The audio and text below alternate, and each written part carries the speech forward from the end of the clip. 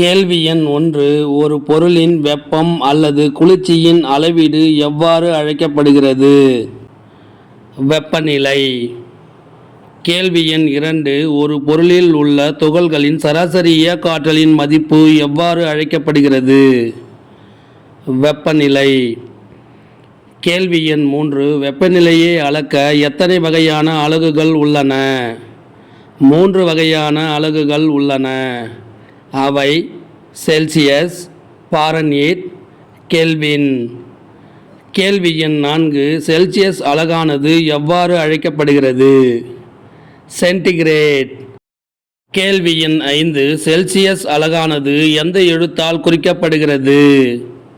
Degree C என்ற எழுத்தால் குறிக்கப்படுகிறது.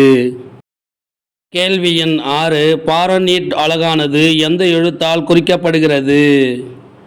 Degree F என்ற எழுத்தால் குறிக்கப்படுகிறது. கேள்வி எண் 7. கெல்வின் அலகானது எந்த எழுத்தால் குறிக்கப்படுகிறது? கே என்ற எழுத்தால் குறிக்கப்படுகிறது. கேள்வி எண் 8. வெப்பநிலையின் எஸ்ஐ அலகு என்ன?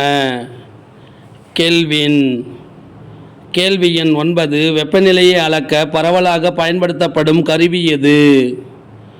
வெப்பநிலைமானி. கேள்வி எண் 10. வெப்பநிலைமானிகளில் உள்ள திரவமானது வெப்பப்படுத்தும் போது அவற்றில் நிகழ்வது என்ன? திரவமானது விரிவடையும், அதாவது திரவத்தில் உள்ள மூலக்கூறுகள் விரிவடையும். கேள்வி எண் 11. வெப்பநிலைமானிகளில் உள்ள திரவமானது குளிர்ச்சி அடையும் போது அவற்றில் நிகழ்வது என்ன? திரவமானது சுருங்கும், அதாவது திரவத்தில் உள்ள மூலக்கூறுகள் சுருக்கமடையும். கேள்வி எண் 12. வெப்பநிலைமானிகளில் பயன்படுத்தப்படும் திரவங்கள் எவை? பாதரசம், ஆல்கஹால். கேள்வி எண் 13. ஆய்வக வெப்பநிலைமானியில் பாதரசம் பொதுவாக பயன்படுத்த காரணம் என்ன? ஒரே சீராக விரிவடையக்கூடியது. கேள்வி எண் 14. அறைவெப்பநிலையில் பாதரசம் எந்த நிலையில் காணப்படுகிறது? திரவ நிலையில் காணப்படுகிறது. கேள்வி எண் 15. வெப்பநிலைமானியில் பயன்படும் எந்த திரவம் ஊடுருவாது மற்றும் பளபளப்பானது? பாதரசம்.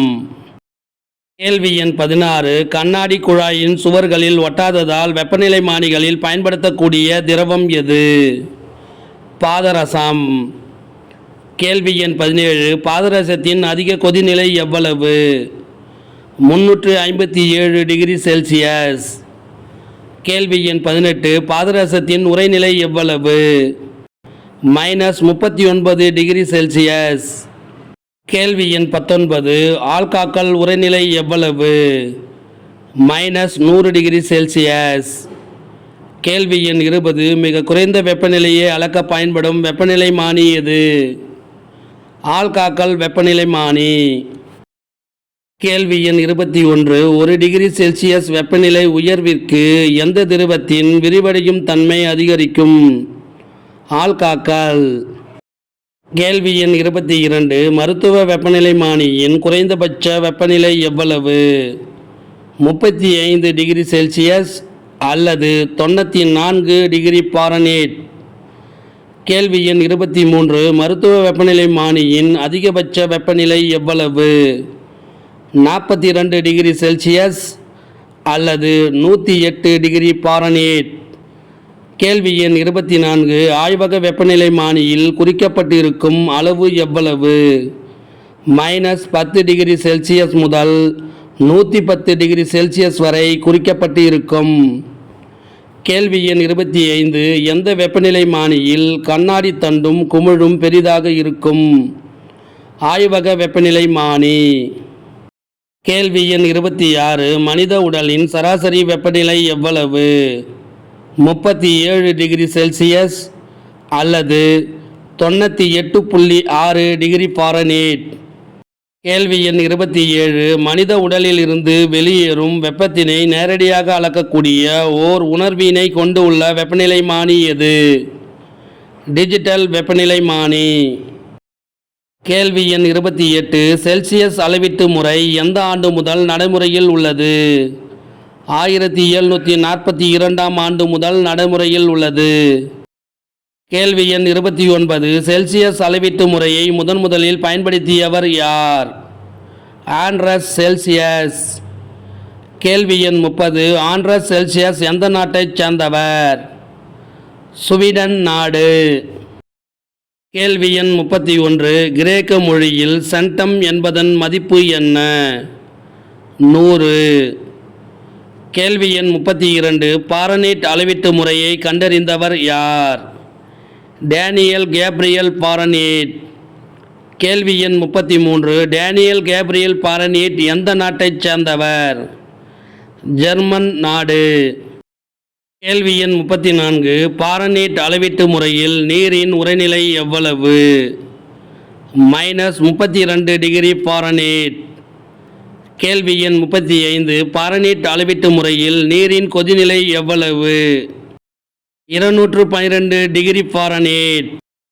கேள்வி எண் 36 உலகின் பெரும்பான்மையான மனிதர்கள் அன்றாடம் வாழ்வில் வெப்பநிலையை அளக்க எந்த முறையை பயன்படுத்துகின்றனர்? செல்சியஸ் அளவீட்டு முறை.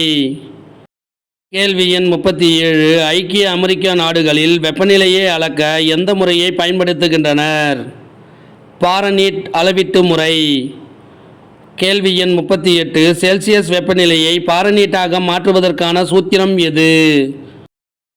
F = C × 1.8 அடைப்புக்குறி +32. அதாவது செல்சியஸுடன் 1.8 என்ற மதிப்பை பெருக்கி அதனுடன் 32ஐ கூட்டும் பொழுது பாரனீட் வெப்பநிலை மதிப்பு கிடைக்கும். கேள்வி எண் 39 எந்த வெப்பநிலையில் செல்சியஸ் மற்றும் பாரனீட் அளவுகள் ஒரே மதிப்பினை கொண்டிருக்கும்? -40. கேள்வி எண் 40 பாரனீட் வெப்பநிலையை செல்சியஸாக மாற்றுவதற்கான சூத்திரம் என்ன? C = F - 32 / 1.8. அதாவது பாரனீட் வெப்பநிலையில் 32ஐ கழித்து வருகின்ற மதிப்பை 1.8 ஆல் வகுக்கின்ற பொழுது செல்சியஸ் மதிப்பு கிடைக்கும். கேள்வி எண் 41 தனிச்சுழி வெப்பநிலையின் மதிப்பு என்ன? -273.15 டிகிரி செல்சியஸ். கேள்வி எண் 42 0 கெல்வினின் மதிப்பு என்ன? -273.15 டிகிரி செல்சியஸ். கேள்வி எண் 43 0 டிகிரி செல்சியஸின் மதிப்பு என்ன? 273.15 டிகிரி செல்சியஸ். கேள்வி எண் 44 செல்சியஸ் வெப்பநிலையை கெல்வினாக மாற்றுவதற்கான சூத்திரம் என்ன?